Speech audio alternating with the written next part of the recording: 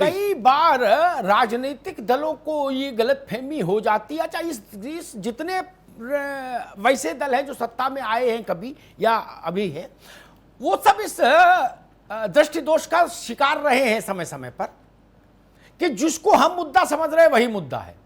इतिहास बताता है ऐसा नहीं।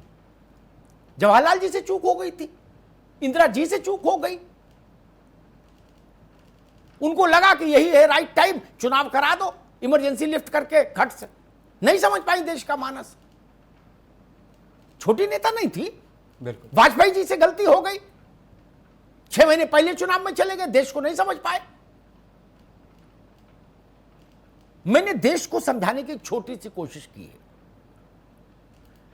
94.1% लोग जो हमारे ट्विटर पोल पर, सोशल मीडिया के अलग अलग प्लेटफॉर्म्स के पोल पर आए इस मसले पर कि आपको चाबी और बटुआ ढूंढना है या रोटी रोजगार पर चर्चा चाहिए, तो 94.1% लोगों ने कहा हमको, 94.9%, हाँ, लोगों ने कहा कि हमको रोटी रोजगार पर चर्चा ही चाहिए, चर्चा भी चाहिए और समाधान भी चाहिए।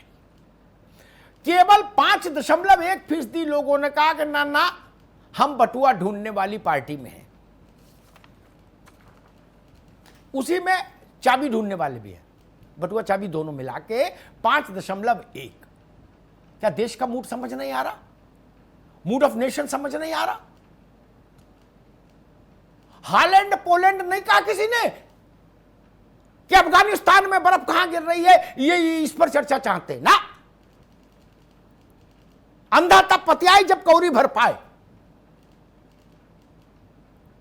और एक बात जान लीजिए भाई, बहुत खिन्न मन से कह रहा हूं, जिनका पेट भरा होता है उनके लिए मुद्दे तमाम हो सकते हैं, लेकिन गरीब के लिए दुनिया का पहला और आखिरी मुद्दा उसकी थाली होती है, उसकी रोटी होती है, उसका रोजगार होता है।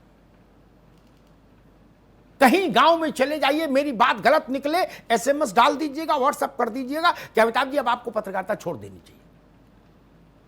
किसान का पहला प्यार और अंतिम प्यार, पहला स्वाभिमान और अंतिम आत्मसम्मान उसकी जमीन है।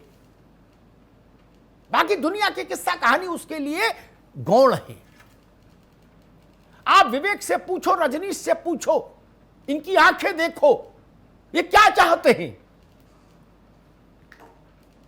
होनोलुलु की पर चर्चा हो रही है, जाने कहां कहां के विषय आ रहे हैं।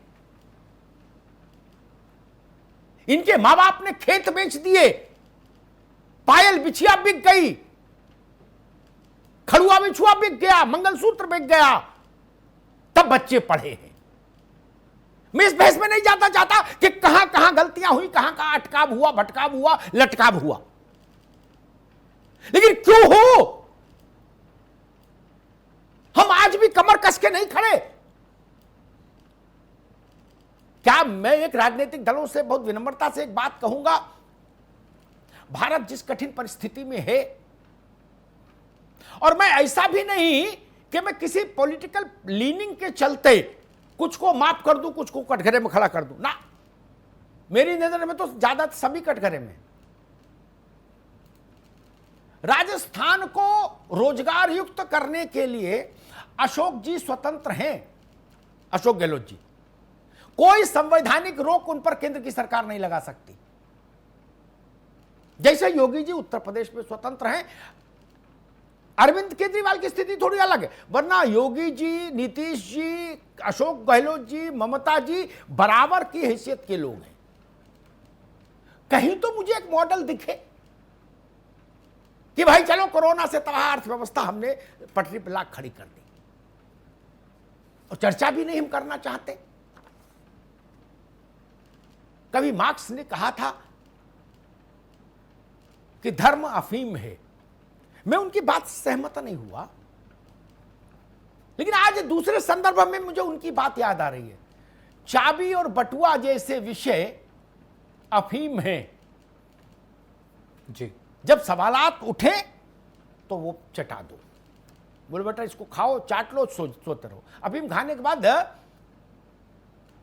जहां राजा रजवाड़ों में हम लोग देखते सुनते थे कि जब बच्चे, छोटे बच्चे जो उनके मेड थी वो देखती थी तो ज्यादा बवाल ना करें इसलिए थोड़ी अफीम चटा देती थी।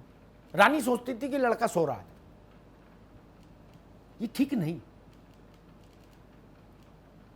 सारी बात मैं ही कहता तो शायद उतनी विश्वसनीय नहीं होती। इसीलिए आज मैंने पहली बार कहा कि इसको पोल में डालो, देखो जनता क्या कह रही है।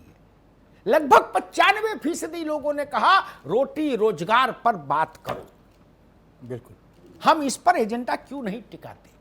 मेरा निवेदन सिर्फ इतना है, रोटी रोजगार और जीवन की सुरक्षा, इन 3 विषयों से बड़ा कोई विषय नहीं।